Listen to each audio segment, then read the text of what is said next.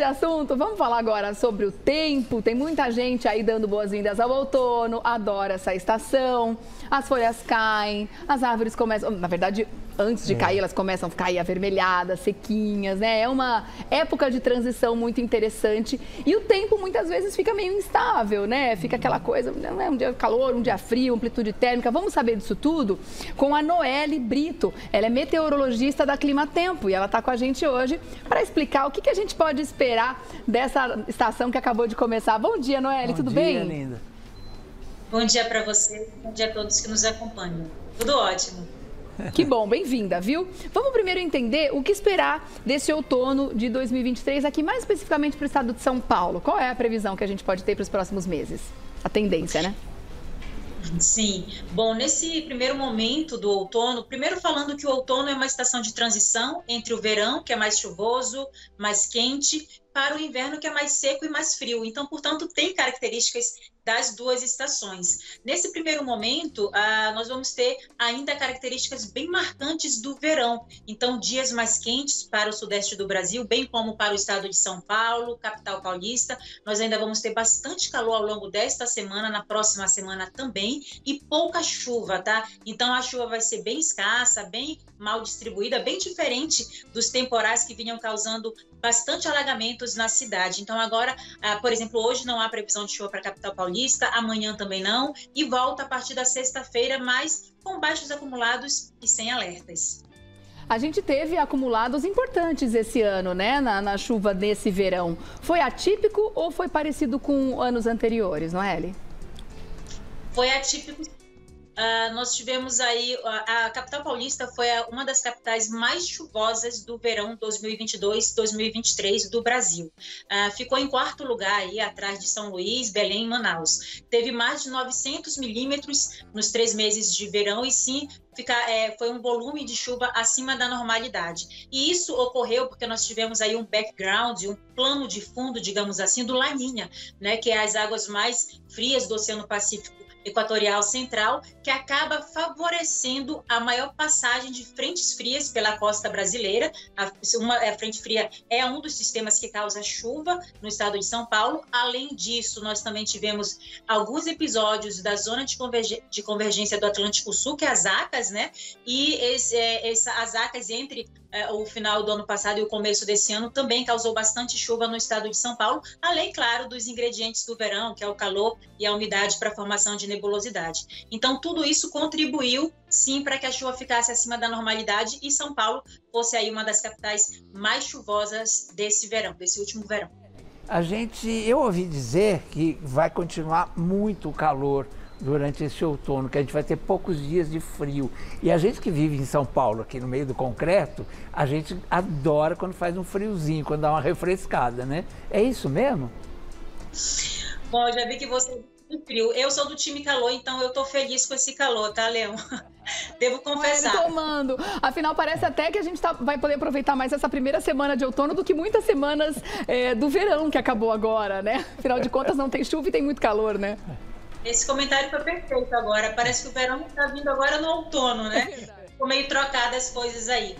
Bom, mas pontuando o que o Leão perguntou, sim, nós vamos ter dias mais quentes nesse começo de outono, né? Reta final de março e até mesmo em abril, nós devemos ter, como vocês citaram também no começo aí da reportagem, a questão de grandes amplitudes térmicas, né? Então a gente vai ter um tempinho mais fresquinho no começo e final do dia, em abril, mas as tardes ainda devem ser um pouco mais quentes. Na capital paulista, como a gente vê aí pelos mapas, né? Essas áreas mais rosadas do estado de São Paulo devem ter temperaturas um pouco acima da normalidade nos 3 meses de outono. Essas áreas mais brancas equivalem às temperaturas dentro da normalidade. Então, a capital paulista ela vai ficar muito mais dentro da normalidade do que fora do padrão. Ainda assim, nós não devemos ter frio extremo no outono, tá? A partir de maio o outono deve dar mais as caras, digamos assim, um pouco mais frio, mas ainda assim não será um frio fora da normalidade. E a reta final do outono pode até ficar um pouquinho mais quente, porque a gente saiu do Laninha,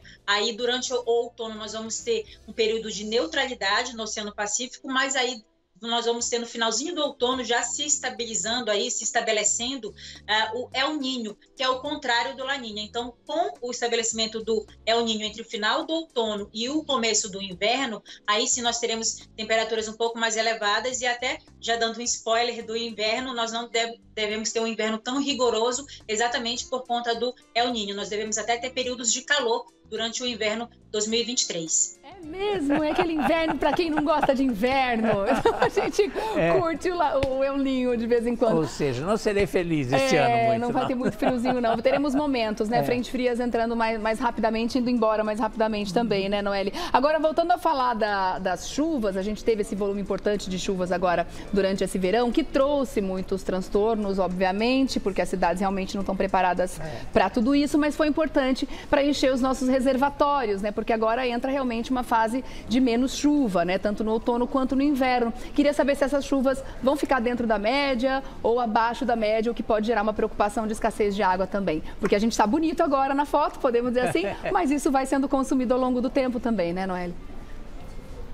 Bom, pontuou muito bem aí, realmente a gente geralmente só vê o lado negativo, digamos, das chuvas, né, que, enfim, causa transtornos nas cidades, mas tem sim um lado positivo, aí encheu os reservatórios do Brasil todo, e em relação ao Cantareira, que é o principal nosso aqui, ele está acima de 80%, agora, é claro que no outono começa a secar, em relação, quando eu falo secar, em relação à chuva, né, a chuva diminui bastante, agora no outono e depois no inverno mais ainda, porque é o período menos seco, mas a boa notícia, principalmente para o consumidor aí, né, para a gente que paga a conta de luz, a boa notícia é que os reservatórios, como eles foram muito bem atendidos, digamos assim, pelas chuvas do verão, nós não teremos problemas com abastecimento nem geração de energia. Ah, que bom, né? Isso é bom. Agora, uma outra preocupação dessa estação que está começando e, consequentemente, também do inverno, é a umidade do ar, né? Porque como a gente tem menos chuva, os alérgicos já começam a ficar ligados em como é que está essa umidade e como é que vai ficar. Temos uma tendência de secura muito grande para as próximas 2 estações, Noeli?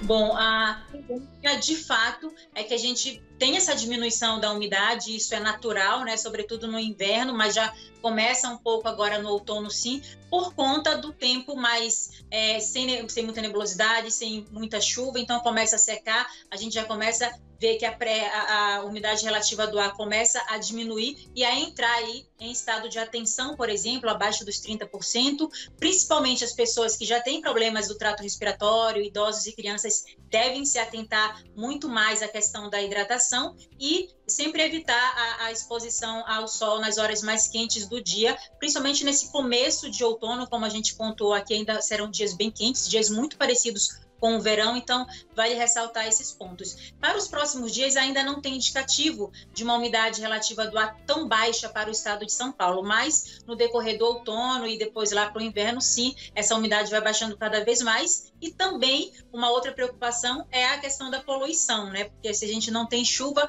para limpar a atmosfera, então acaba ficando um pouco mais poluído também.